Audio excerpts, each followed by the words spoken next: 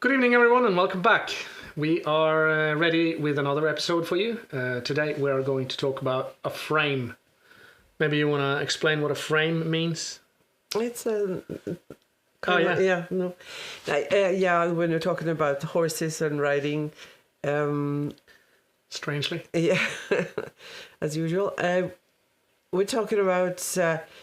to guide the horse. It's impossible to force the horse into moving in a special way. You haven't got strings to move the legs or to force the horse to keep its head in a certain position. Now you can do that, but then it's going to be the wrong position. So what you're trying to do in order to help the horse to change his posture or his movement, you can maintain a frame with your aids to show the horse that if you move inside this frame with this certain rein length, and you're keeping your seat and your legs in a certain way to sort of, if you hold your leg in a position, and if the horse bumps into that leg, then he will feel that there is a frame there.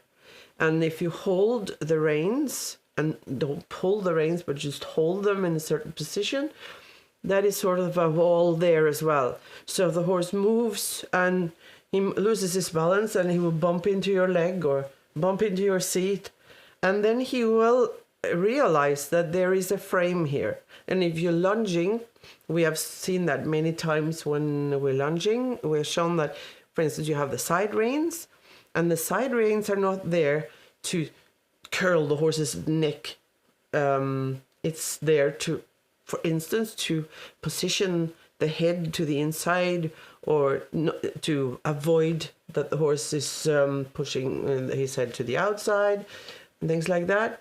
But you can't control what the horse does inside that frame. No. But what you want to do is that you say to the horse, you need to move inside this frame. But how you're moving, that's up to you. So it's got a bit of a piratey twang to it. This. It's about what the horse can do and what the horse can't do. Yeah.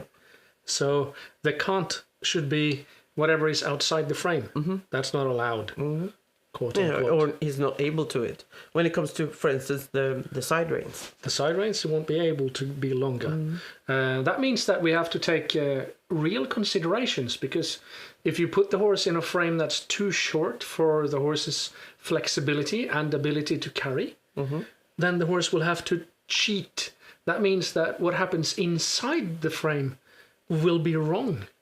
And this is extremely important, because it isn't the setting down of a frame that is the wrong thing to do. It is setting a frame that the horse will be unable to pose himself inside. Yeah, because he will not be able to find the right rhythm inside that frame, because it's too short, too tense, too crooked, too narrow. Too narrow. I like this. There's an image I like to use when I teach where to hold your hands with a young horse.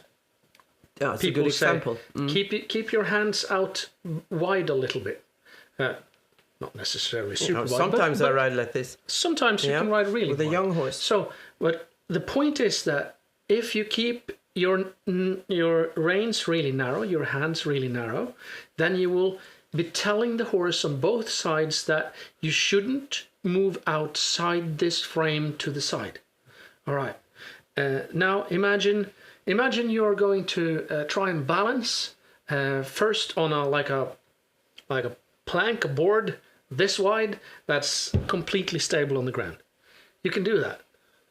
But if you put that in the air, and it's just a narrow line, then it becomes very, very difficult to balance on that, and you're going to inevitably fail.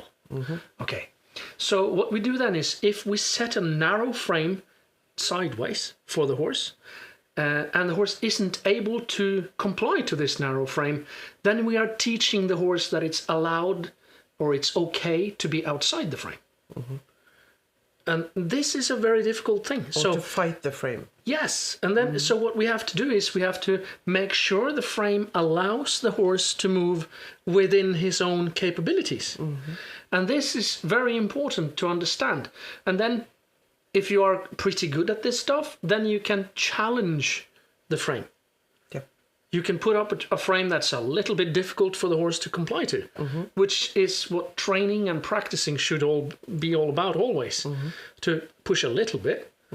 Because and sometimes you think perhaps the horse now is ready for this new frame, and you try, and the horse just collapses behind the vertical and it's not able to rise up to this level. Then you say, oh, sorry, we'll go back a little, and then we try again a little later. So one thing that we use to make sure that we are allowing the frame in the right way is that we use the training scale to judge whether or not this frame is too big or too small or about right. So if you can feel that the horse drops out of some things that normally is possible for the horse to do, typically if the horse becomes uncomfortable to sit on, there is probably something wrong with what you're doing. And if in the context of frame, the frame might be too long for the amount of energy you have, or it might be too short for the amount of energy or the amount of flexibility that you've got. So those things are kind of, it's a little bit weird too. A fun thing that we have to kind of think about here is in the length of the frame. It's like this: the shorter you have the horse, the longer the top line. So the shorter the frame, the longer the top line needs to be. And that means that you have to be really flexible to get into the right position. And you have to be really strong in all those extreme lengths of the musculature. And we have seen many times that we are shown that we are letting the horse stretch, for instance, and then we're taken away, sort of. To open up the frame completely. Yeah, we're opening up the frame. Don't take it away, because when we're sitting on the horse, we're creating a frame. But I've got things I want to say about that, actually. Please do. It's really, really interesting, in my opinion. So we say that when you let the horse stretch, you give away, or you open the frame in front. So it is always said by the classics that you should ride the horse back to front. You shouldn't ride the horse front to back. That means that we do not let off the legs and take away the impact of the seat first. We take away the impact of the hand. So we open the frame in front, and then we start pushing from behind, and we start pushing into the horse, telling the horse that your legs shouldn't stretch further behind you than this.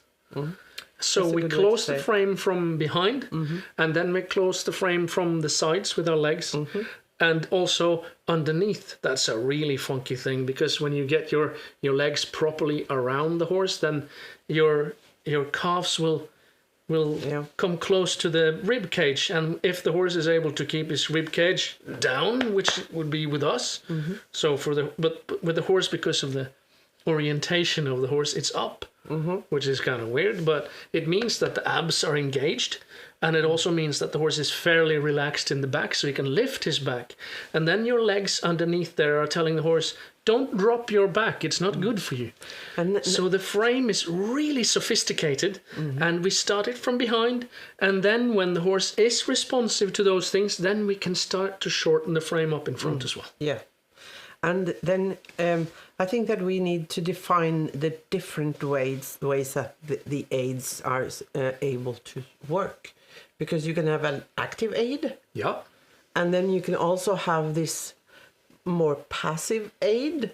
In Norwegian we call it forvarende. I don't know what it's called in English. It's like containing, I would say. Yeah, it's a containing aid. It's there, if your leg is if the horse's belly is like this, like this, Yeah. and this is your leg. If you're holding it close to the horse and the horse goes out, then the horse will feel that he goes towards your leg instead of you going towards the horse. Yeah. And that is two different things. Yes. So the containing aid is most of the time, the containing aid is more, it's easier to have the horse understand it. Yes. So It's more instinctive for the horse. Because a horse will never push into a horse of higher rank, for instance. It doesn't do that. And also, when the horses are running together, it is much more efficient for the herd, as it were, to not push each other. If they push each other, they will all come out of balance. So they try to avoid it or whatever. It's hard to tell how that happens, but at least they avoid touching. They're just close to each other. So if I keep my hand here, almost touching, and if you lean over, and I will say, "Oh, sorry." Yeah. But if I do this, that's offensive. Yes. And it is with people too. Yeah. Only we have this kind of this standoff distance. So if you get inside that, it feels really uncomfortable instantly. And but if you dance, if you're dancing with it, and then you're holding, you're not pushing. No. But then it's a contact, as we were talking about contact before. Yeah. So we need to be in contact with the horse with our aids. But if you understand the difference of pushing your aids onto the horse and keeping a frame around the horse that the horse can sort of push into if it loses his balance. Yep. And then we must understand if the horse loses his balance and challenges the frame. That's not something that the horse does wrong, but it's something that then we understand that, the horse lost his balance, then we try again. Yeah. Because many people are, for instance, sitting there and pulling at the reins all the time because the horse is challenging the frame of the bit. But when the horse has started pulling at the reins, then the frame doesn't work anymore. This is a very strange thing. I might be arrested in this, what I'm going to say next, even by myself, but I'm going to try nonetheless. What I think here is that if the horse challenges your hand, the hand isn't what can fix it. If the horse challenges your leg, the leg isn't what can fix it. If the horse challenges your seat, the seat isn't what can fix it. So, for instance, if the horse drops his back, which means that it's going to challenge your legs, it's going to fall down into your feet or your lower leg, then it is better to give the hand and have the horse lift his back again. And then you can shorten the horse up and see if you can re-engage the hindquarters, which is what has happened, that you dropped the hindquarters. If the horse pushes out against your outside leg, it has stiffened somewhere, and you have to re-engage that soft thing. So it's a funky thing there, but what we have to do is avoid pushing more and more into the same aid. And it's important to understand that this frame, it's like you described this once as trying to hold together an aquarium with no glue. So you have to just hold everything all the time. Be all over it, like. So if you got your legs around, if you got your seat there, and the horse is listening to your lower leg and like your heels, and it's listening to your seat bones, and it's like your open hips are allowing the horse to come up and through, and the energy comes all the way to the hand, and the outside hand is still close to your body like that, and the horse stretches to that hand. But then the aquariums is sort of glued together. Yes. Because then the horse is connected within itself. Yeah. And then you could talk. Then I'm saying that the horse is over the back, because then the back is stabilizing, and then all the limbs are sort of in connection. When she says the horse is over the back, it means everything is correct. And if she's saying, but the horse isn't over the back, then you're not. No, that's not true. But the horse can be more or less over the back as well. Yeah. Yeah. All right. So we have set a framework for our frame. Yeah, and we have Speak. some videos of you, Of me now. you and Mandarb. Yeah. Yeah. And shall we just start with one? Let's We're start starting with. with 1192 because All right. that one is You know from what that is, then? before. Yeah, it's. Let's have a look. 1192. I just took some videos of you training. It's. So maybe you would like to say what you're. I'll have to watch first, I think. Mm-hmm. Well, that was a bit of haunches in. Mm-hmm. You can see here that we have set the frame quite like we're able to use the frame pretty precisely here. So we're using the full English bridle with the bridoon Mm-hmm. and the curb bit. Yeah. And I've got spurs on for once. I've ridden without spurs now all winter long, but in this particular instance I'm wearing spurs. And with the spurs I will be able to be more precise. That's the idea with the spurs. So the idea is that I can be even lighter in my hips and legs and get a strong response anyway. So we will look at this here, the movement in the. Let's see if we can get the picture back. There we go. We'll see that the horse is crossing his hind legs a little bit. You see that? That comes from the outside leg not allowing the outside, my outside leg not allowing the outside of the horse to move straight forward, as well as my seat moving to the side. Mm-hmm. So I'm opening the frame in the inside and I'm closing the frame on the outside. And we can see it again. I'm trying to move my hips towards the right, you see? Yeah. And my outside leg, you can see it just about, is near the horse. I don't think the spur was there, maybe once when he was swishing his tail, but that might also be because he managed to cross proper. And then when he has done the exercise well, I just let him stretch himself again. I open up the frame in front and let him stretch his back a bit. I don't let him stretch all the way instantly. I want him to calmly bring his head back down. So this is like the inside leg is driving the horse forward, but not much. You can see that inside leg is pretty passive.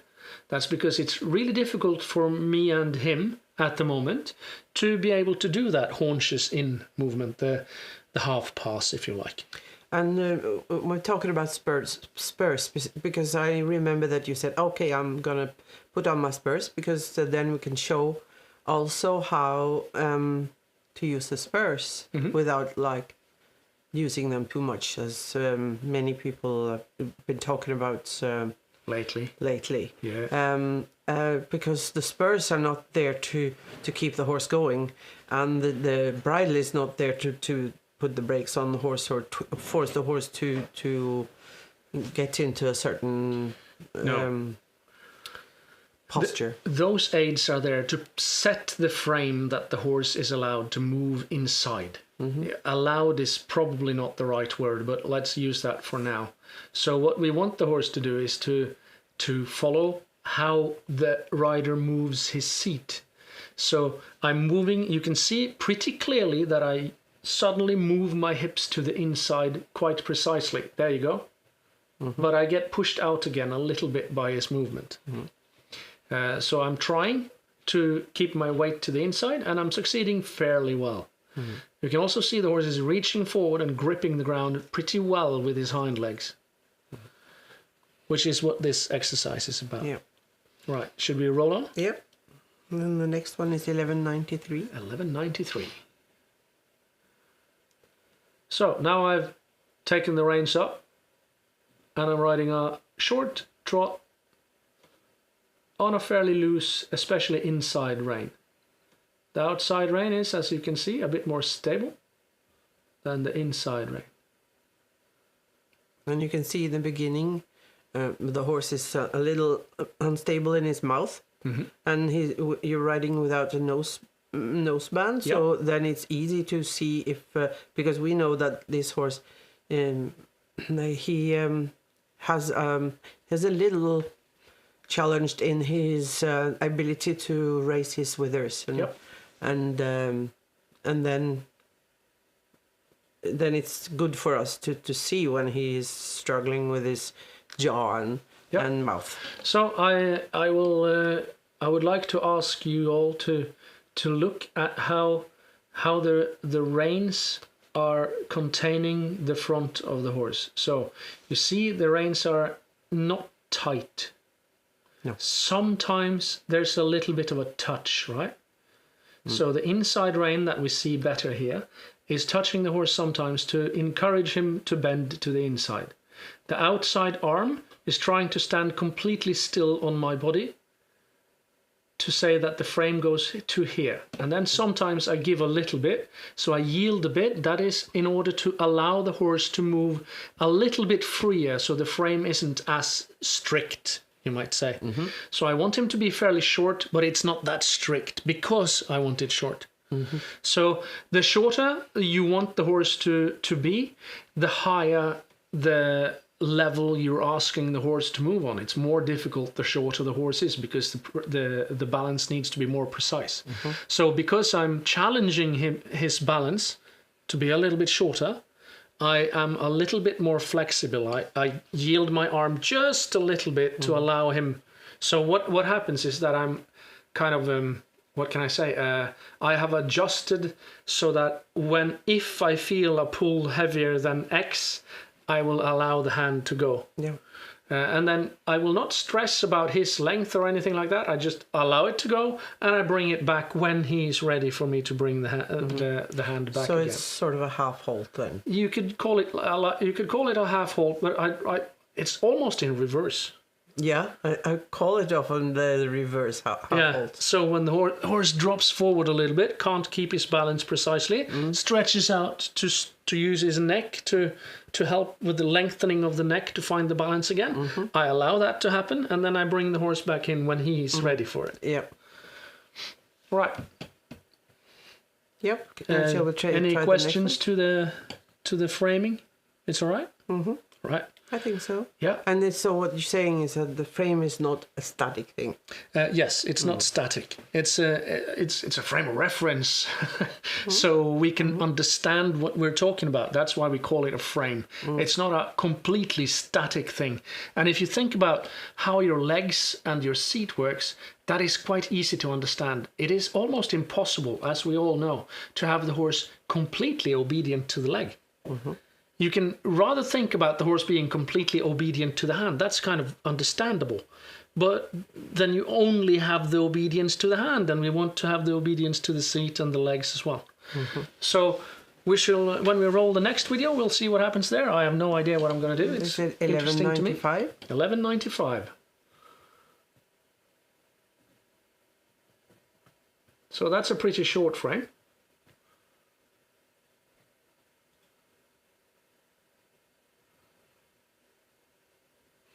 You can see that he's when he's shortening up, he is very calm in his mouth, and then when he's falling a little on the forehand, he is a little more uneasy in his mouth. Yeah. But that is something that you can feel, and you try to balance him and help him to find his balance. Yeah. And raise his forehand up, and take weight on his hind legs, even when he's moving forward. Yeah. So what we can see right now is that his shoulders are getting a little bit freer than they were in the beginning. And then he's closing his mouth as well. Yeah.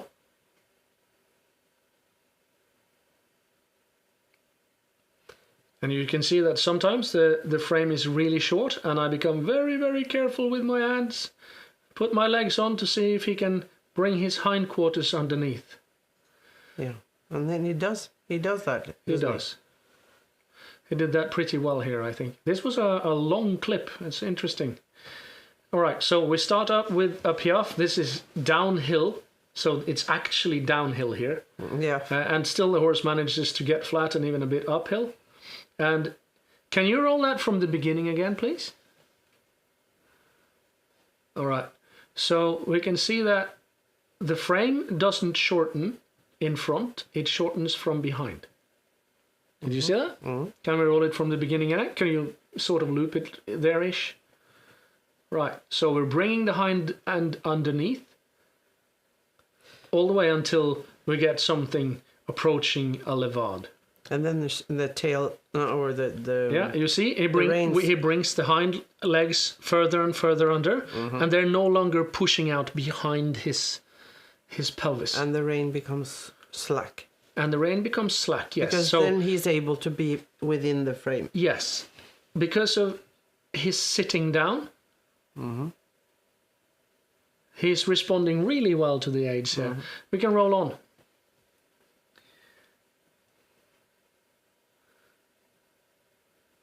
I'm asking the technician upstairs to do difficult stuff all the time. All right, and then I want him to go forward, but I would like him to not push out from push the hind legs as far behind as he actually does here. But it's very difficult because you can see that it becomes a little bit tense. So it feels like high energy, but it's really a little bit too high tension. So if we are going to be picky about it, it isn't really energy. It's more tension. So I allow that loose hand again and allow him to swing his back a little bit more.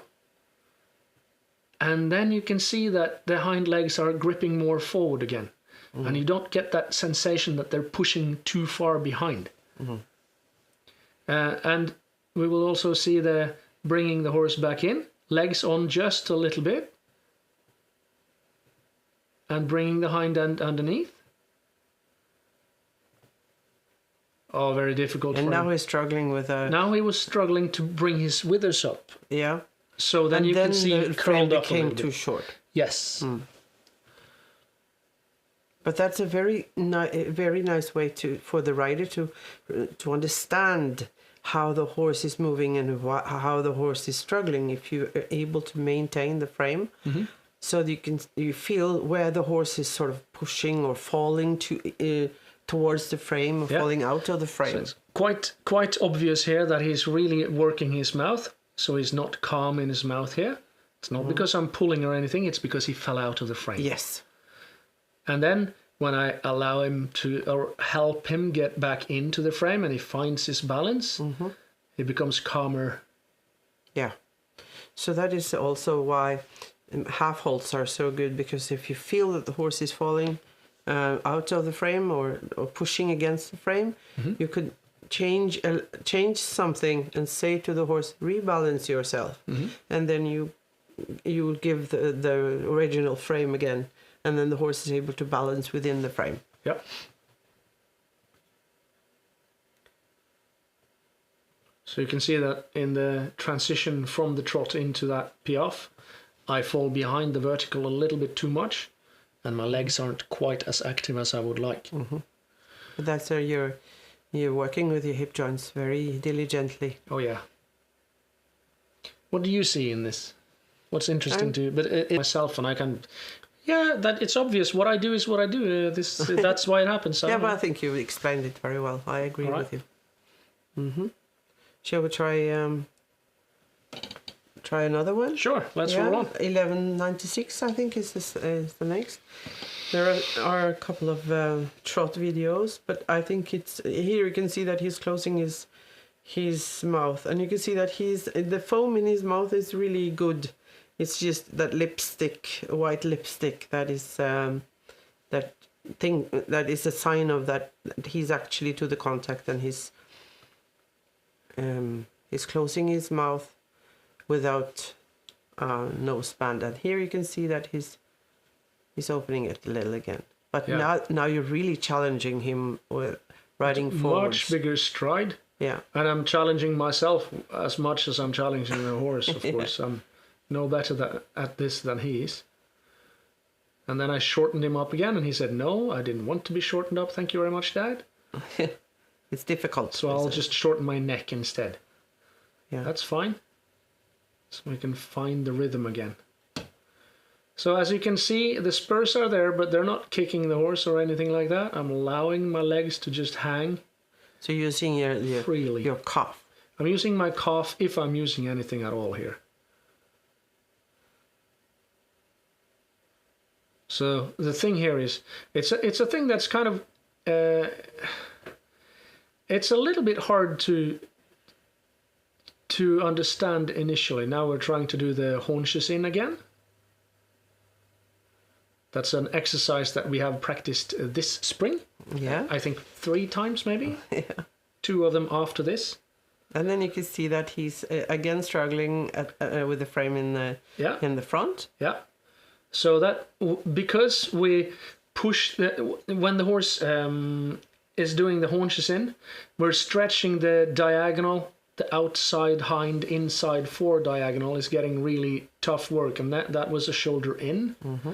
And we also got a fairly tough bit of work there. Kind of hard for him, difficult for me as well. But we can see the reins are soft almost all the time. Yeah, this struggling with his mouth is not because of that you're harsh with the reins. No. It's because he's stiff in his jaw or in his neck or his shoulders. But I was getting to a point that I forgot. Sorry. And no, it wasn't you. It was me getting away from it. So it's a thing that's kind of counterintuitive again. But the shorter the horse actually gets, the more energetic the horse gets. You can see that in the Piaf in the earlier video, that he was more energetic in his hindquarters, and then he was closing his mouth because then he's not relying or hanging so much on his forehand. Yep. So, and that's the thing that it kind of most people think that if you shorten the rein, you can stop the horse, but what happens is that if you shorten the rein, you lengthen the top line, and if you lengthen the top line, if the horse is strong and flexible enough, when the top line gets longer, it also gets more challenged, and the horse then can carry more weight on his hind legs. And if you try to if stand up in your living room or wherever you are, and sit down in a half squat, and you stay there for the rest of this, it's 27 minutes left of this stream, and see if you can keep it going, and then you'll find out the reason it's difficult to hold, and it's also the reason the horse will use more or be more energetic. So the horse then pushes on to get because the shorter frame and therefore the longer top line makes the horse jumpy like a kangaroo. Right. Like you put him on the hind legs and it bounces. Yeah. It's as if it's just the same as bouncing a basketball. If you just drop it, it bounces a little bit. Mm-hmm. And if you throw it down, it bounces a lot because it changes shape. Yep. So when you curl the hind end under and the hind legs then hit the ground, then they push the horse forward. Mm-hmm. So the more you have collected the horse, the more energetic the horse will become. Mm-hmm. Yes. Which means that the shortened rein doesn't make the horse calm, it makes the horse stressed. Yeah. I have given clinics where the thing I have said most times during a clinic was, let go of your reins. Mm-hmm. It's really difficult for people to do, but you have to first let go of the rein to make sure that the frame is big enough for your horse, long enough for your horse. And when the frame is long enough for the horse, then you can start pushing from behind and let the horse come up through its back. Mm-hmm. Right. Yeah, we try next. We have even more? Yeah. Wow. Yeah. Cool. Is it 1197 now? Or did I... It is. Yeah.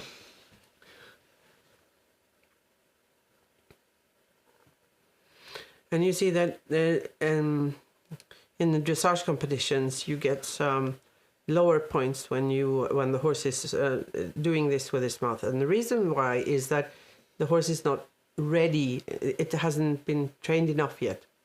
So this is a sign that there is some stiffness there.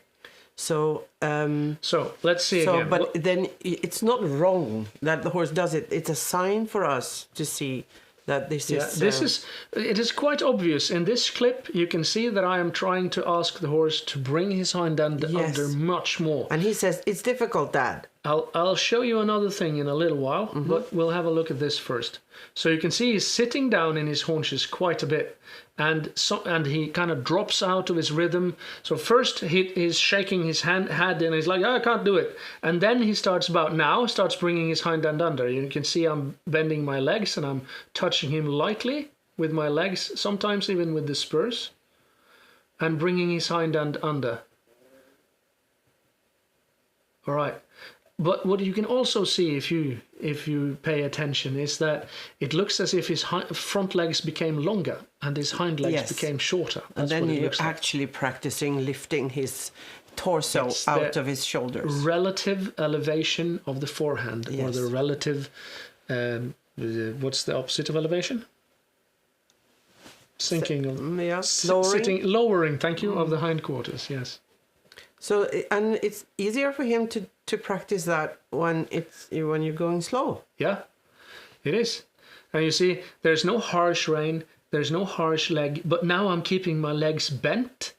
So I'm asking for this energy, and I'm keeping my torso more upright, sometimes fall behind, should stay upright all the time. And now your frame is... and then he finds a rhythm. Yeah. And then allow him to relax. So, in my opinion, this is a fairly good example of pushing your horse towards the ends of what he's able to do. And maybe for this horse, in this particular moment, this is kind of a new PR for him. So if he had done 100 before, he is now doing 102. Which is really good. And you can see he's concentrating really well. And as he comes into it, he relaxes much more in his mouth, and his tail becomes more still. You see, he's really up with the tail, and he's whipping, and his head is all over the place. Shakes his head. And then I'm like, I'm giving him his head, and then I'm keeping my balance and legs on, and we're looking at something, and then we find balance here, and now we're concentrating and are relaxing fairly well. Cool. Next one? Sure, let's roll. 1198. And now I think we're into some canter work. And this has been really difficult for this horse. Because when you got to him, he almost couldn't canter in the paddock. No, he very rarely cantered in the paddock. Like, if it's so rare that we actually made note of it. It's like, wow, he cantered in the paddock today. Yeah.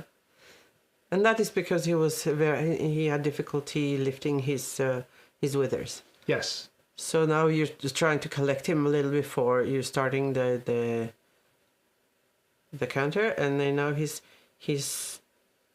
and then you stop. Is that because he was pulling at the within the frame? We'll have a look a couple more times. I can't remember everything I did here. No. So first we're asking for the horse to collect. You can see I bring my legs back a little bit, upper body almost forward, and then falling back. I shouldn't fall back as much. Should keep my chest and head a bit more up. And then as he's still not accepting, but legs are still on, I'm still asking him to collect, still asking for that energy from behind, and then we ask for canter, and he switches canter. So that's why I stopped. Yeah. So the reason the horse switches from the right lead in this case to the left lead canter when you're working on the right rein and collecting as we are here is that the horse tries to evade the carrying on the hindquarters. So you can often feel that the horse kind of searches for a place to put its legs where he doesn't have to carry as much. So he's kind of just moving his legs about like that, trying to not carry the weight there. So now I'm working a little bit haunches in, and then he caught it, did the right thing for first one long stride, and then he shortened the stride, and then he switched behind. But I don't want to let him just switch it off, so I keep asking for energy, and now I'm adjusting, trying to pull my butt forward in the saddle, because when the horse becomes tense and drops his rib cage like that, it's very easy for your pelvis to be moved into the wrong position. Yes. And also, if it's very, very difficult and you're trying to be precise, but the horse is like this, is a bit jerky in his movements, it's really, really difficult to stay seated in the correct position. So, but I'm trying, and as you saw, I had to scoot my butt forward. And also when he's like piaf piaf and then canter like that, you can't sit with it. It's too sharp, that you know. So when we're having these streams, we try to look at the things that we don't, this is not right, you know.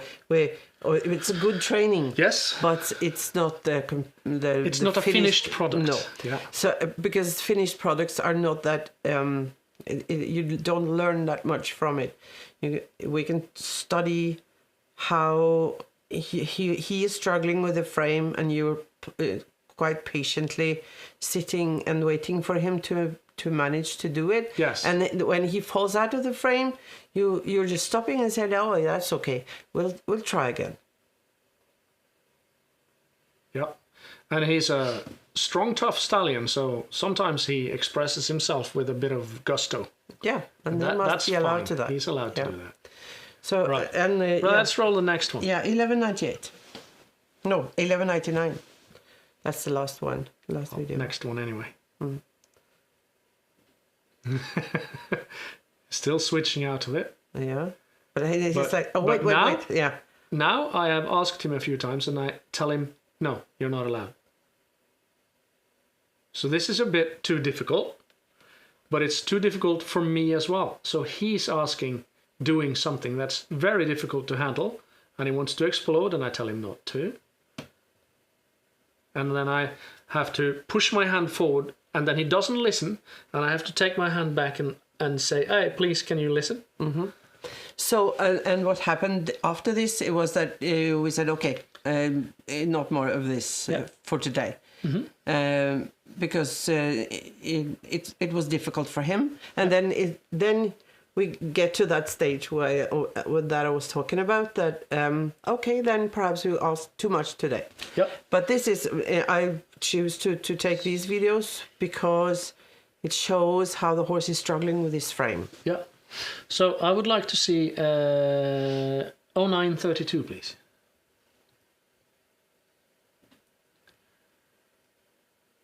So this is Canter last summer. Yeah. And this shows several different things that it's kind of hard to see, but we'll keep it rolling a little bit, and I'll show you. So first and foremost, he's keeping his nose in. Mm-hmm. See that?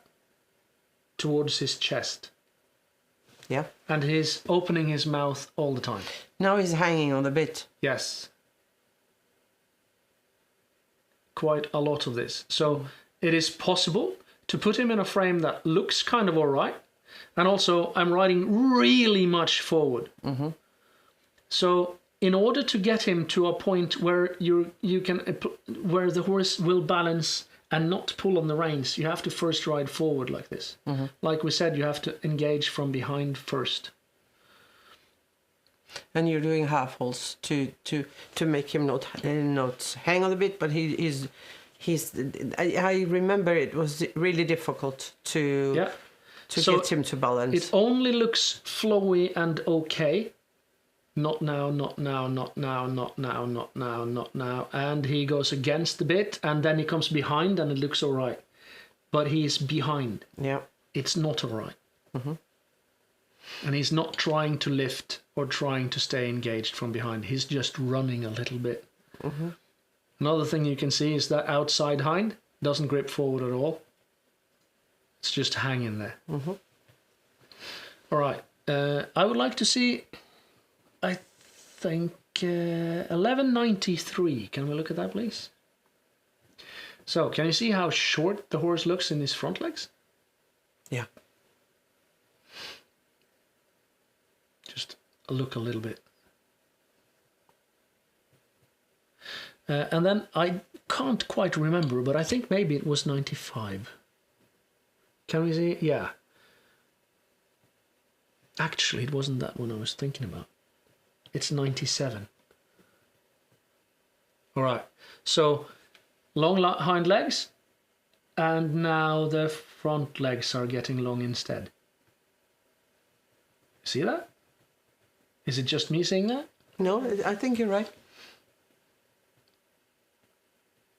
Right, then go back to the 93. See the short front legs? Mm-hmm.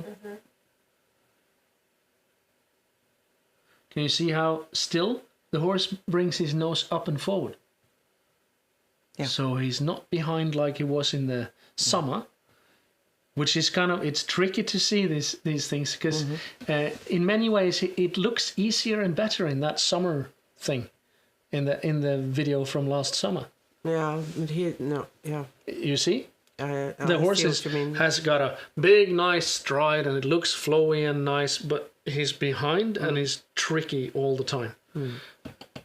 So Ivar is showing us again. See? This is running. yeah, it is. If I try to stop here, nothing will happen. True. But I included a picture. I haven't got a video of that, but that we're doing you're also riding a little more freely, like the picture 4786 Yeah. when you're playing in the field. Yeah. So it's very important to do that as well, to let the horse run freely in a way. But with this horse, it's he doesn't find his balance that easily when you're just riding him without a frame. No. It's so sometimes when horses have problems that are they can't sort of fix it themselves, you need to try to help them with different exercises. Yeah. And that is what we're doing. There's also an interesting point here, is that I am a very heavy rider. Like, I can ride soft, and I have been to several places where that is appreciated, that I am a soft rider, but I weigh a lot, which means that if I want my horse to be able to carry me for many, many years to come, I will need the horse to be a little bit sat behind. And as soon as you ask for that little bit, the tension in the top line has to increase. If not, there is no use of the sort of the what do you call it? The drawing of the tension of the bow. So the making tension of the top line like that. It has no use setting the hindquarters under if the top line doesn't lift that amount of weight from the front legs, which is what you can see in this video that we showed you, where you can see that the hind legs are coiling under and it looks like the front legs are growing longer.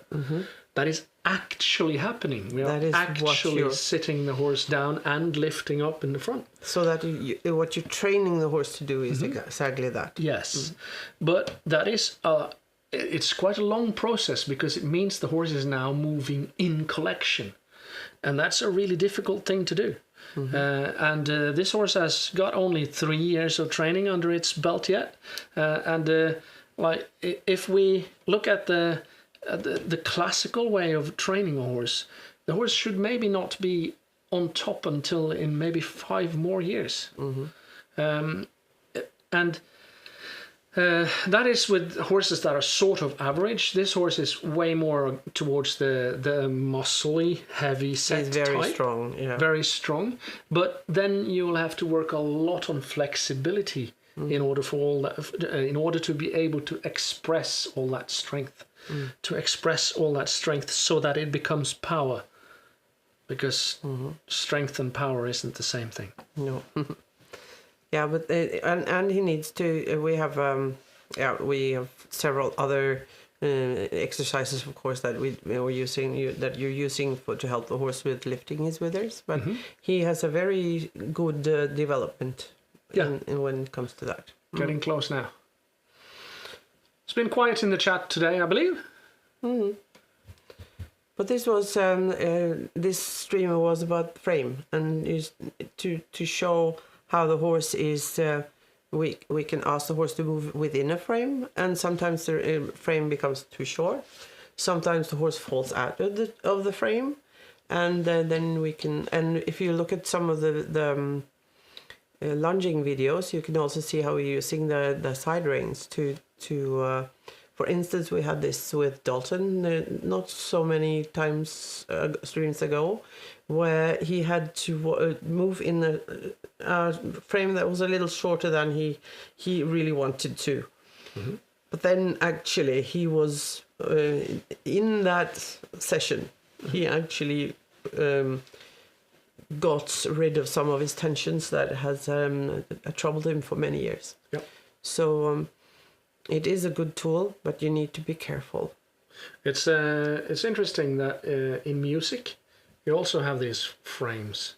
Mm-hmm. So you have like the bars. You have a bar, yeah. Mm-hmm. that tells you that, and say the music is in 4/4. Mm-hmm. Then you have 4 notes in that within that bar, yeah, that you can space out with the same distance. Mm-hmm. And that tells you something about this piece of music.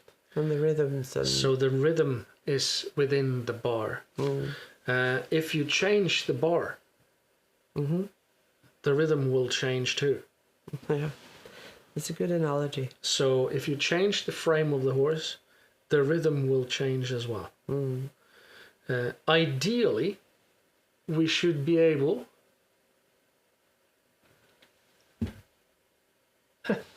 Is that Alex? I think it's really Alex. Hi, Alex! That's been cool. 100 years. Long time no see. Cool. That's fun. So the frameworks with the rhythms is really important. So when you put the horse in a frame, you should be able to keep that horse in that frame, and you can even extend the trot within the same frame. Yeah. Mm-hmm. Yeah, you just have to jump higher in every stride. Mm-hmm.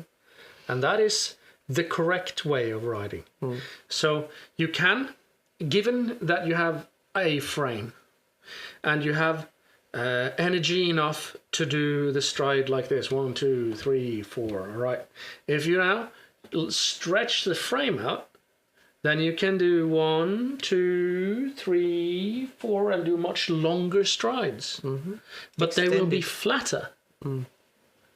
And you can also do, but you can do within the same frame, you can jump higher, mm-hmm, and longer in every stride. And then you can keep the frame on the horse, mm-hmm, and the rhythm will be the same, and the tucked will be the same as well.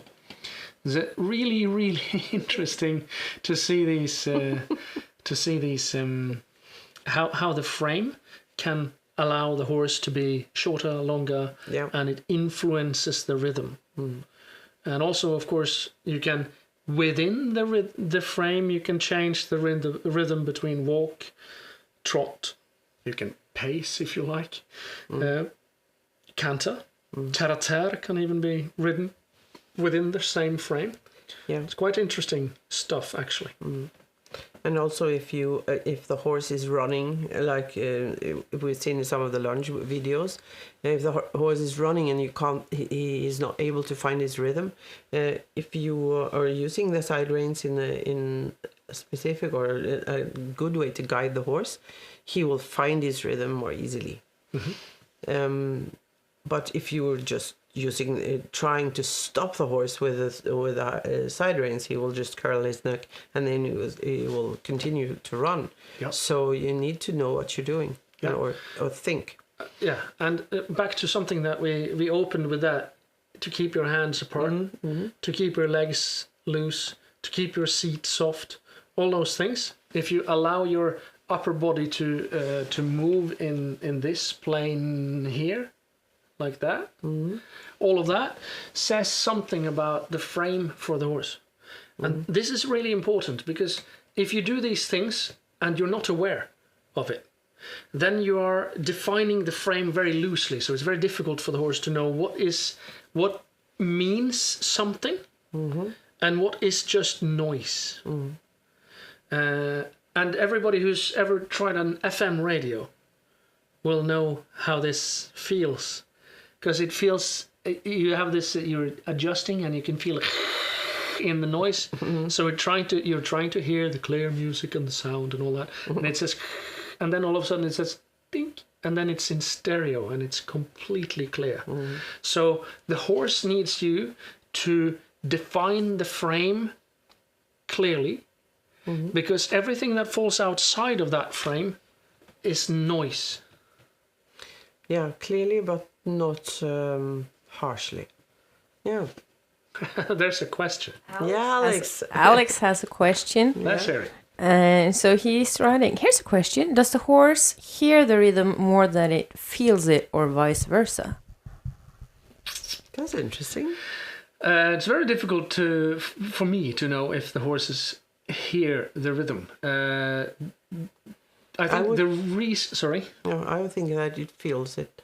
Because just like if a drummer feels the rhythm in his body, or a guitar player, you know, because there is the pendulum of your body that is swinging in a certain way. Yeah. So when the horse is starting to feel the rhythm, because his body is swinging in a certain way, then he falls into a relaxed movement that the horse that is specific to the size and the design of the horse, that specific horse.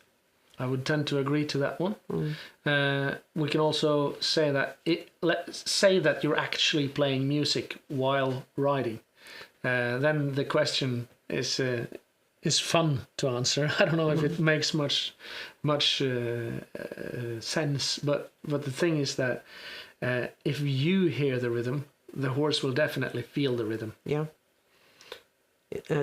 So it's difficult to know, because some people who are riding freestyle to music, that they feel that the horse is sort of can hear the rhythm of the music.